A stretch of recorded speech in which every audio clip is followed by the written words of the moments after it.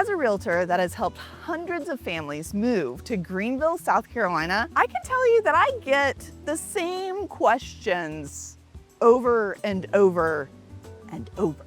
But what I've found in almost 10 years of doing this is that those questions aren't always the right questions. So in this video, I am going to answer those questions, and then also some of the questions that may not be top of mind, but will give you clarity about moving to Greenville, South Carolina. And of course, before we get into this, you need to know that if this is what you're looking for and you are getting ready to make your decision, you need to reach out to our team. Scan the QR code here, and we have so many free resources we can email to you that I'll talk about throughout this video. So what are you doing? Just scan the QR code, talk to us.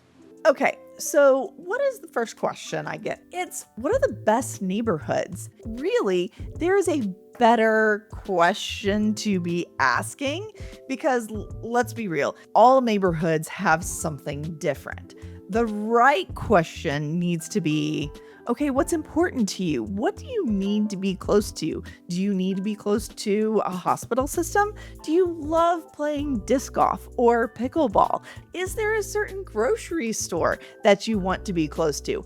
All of this goes into what is the best neighborhood for you. And if you want a little bit more help with that, one, you can always reach out to the team because that's what we do. Or you can also contact us by scanning this QR code and reach out and ask for a circle sheet. That sheet is going to give you a little bit more guidance on what's important to you and where ultimately you want to land. The next question I get is, do I think Greenville is overdeveloping? And I think that while in some cases, when you look at the news and social media, that's all Greenville's talking about is growth.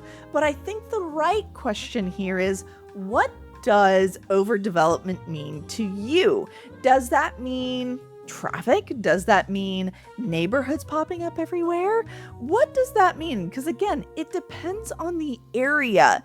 Downtown, you have development here that it's a lot. Like you've got buildings popping up everywhere. There's finally something getting built on vacant lots or old buildings getting torn down and something amazing going back up in its space.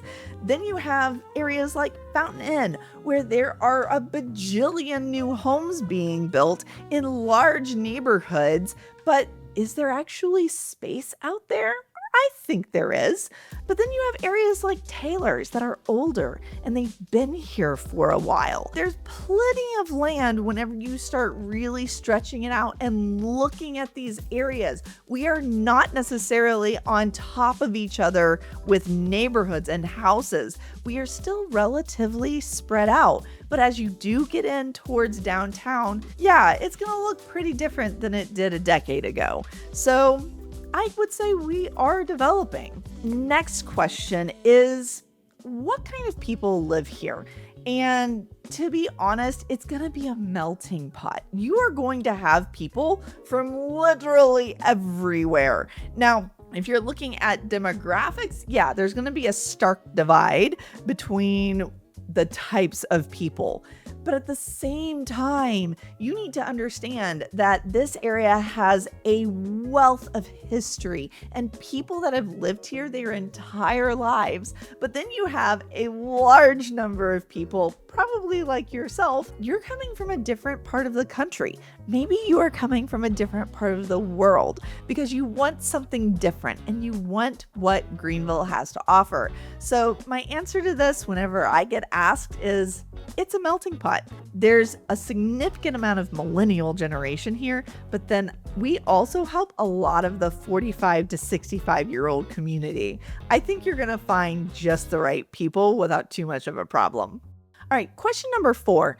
This one I get every so often, and I will say I get it from the younger generation. Is it easy to make friends as somebody who's moving here from somewhere else?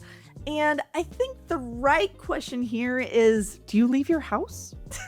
Because it depends. If you're going to stay holed up at home and waiting for the invitation, yeah, it might be hard for you to get out and make friends. But Greenville people, if you live here in the area, we do life outside. We go places, we do things. It's not terribly hard to do, and it's not crazy expensive either. So get out there, find your groups. There's crafting groups, pickleball groups, running groups, people who do music together. There's so many different options. I think I even just heard about a silent book club at a local wine bar that was happening. I'm totally game for that. So you're gonna find your people one way or another. All right, we're halfway through. Number 5, is there anything to do outdoors? Have you been watching the videos?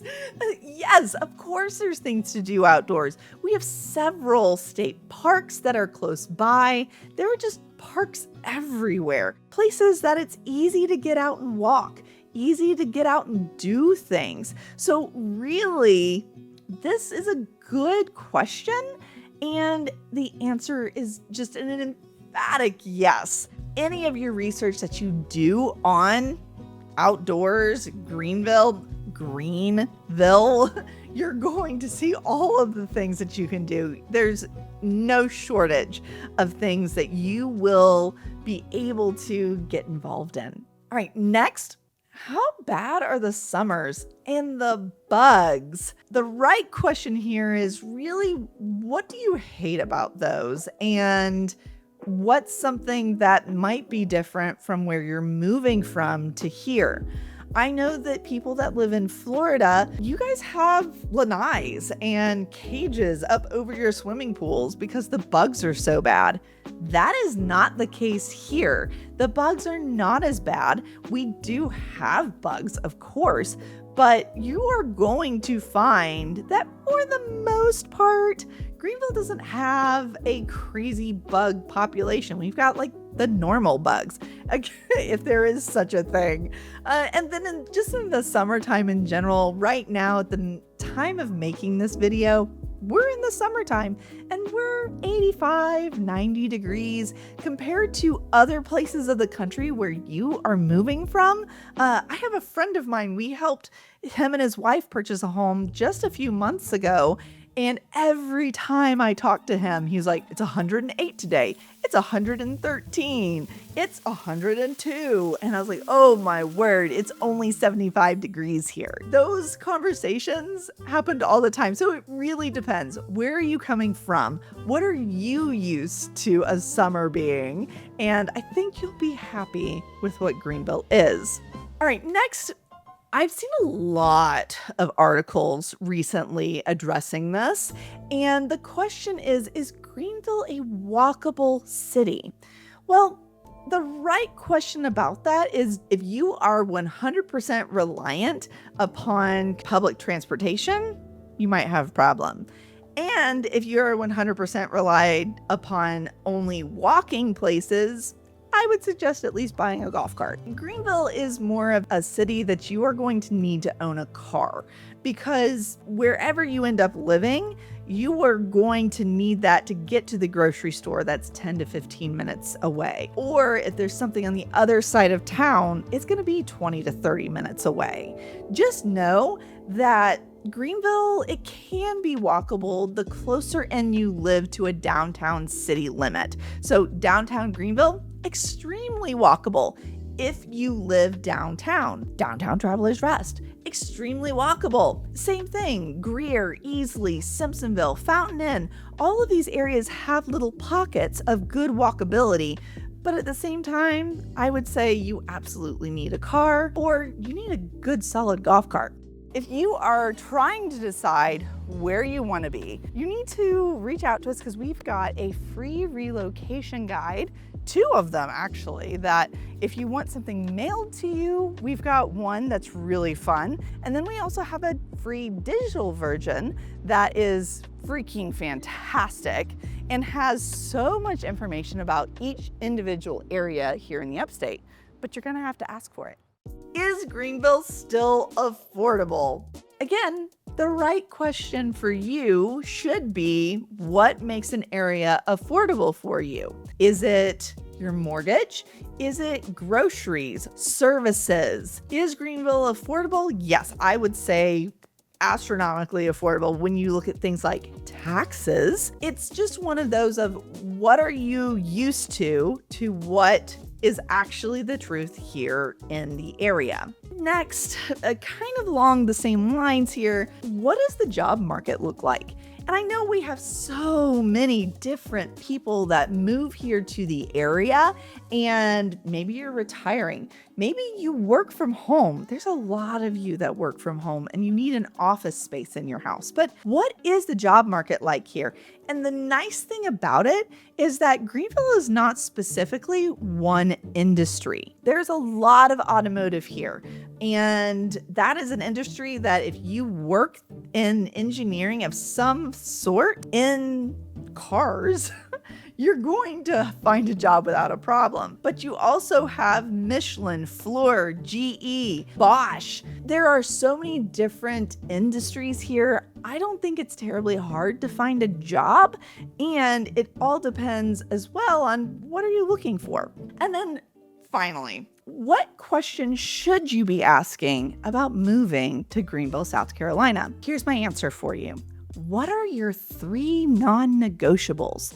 The 3 things that you're like, if this house doesn't have it, if this area doesn't provide it, or this community doesn't feel like this, we're not gonna move there, or that's perfect. Absolutely, that's where we are going. That's what you should be asking yourself. What are your non-negotiables? Whether you are looking to buy a house or sell a house or just find somewhere to come and visit the grandkids, that's what you need to be asking. Don't get caught up in the trendiness of maybe new construction. Take a slow down. Let's talk through it. Let's make sure you're making a great decision.